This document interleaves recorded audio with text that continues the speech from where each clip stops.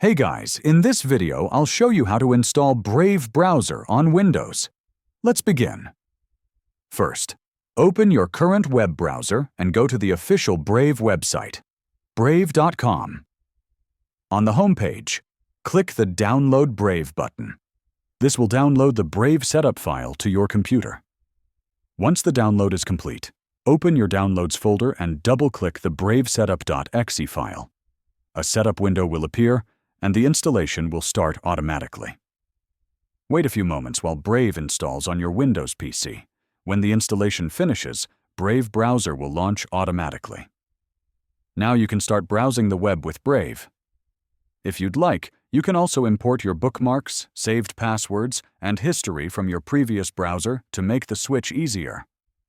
And that's it. You've successfully installed Brave browser on Windows. Thanks for watching, and don't forget to like this video and subscribe for more easy tech tutorials.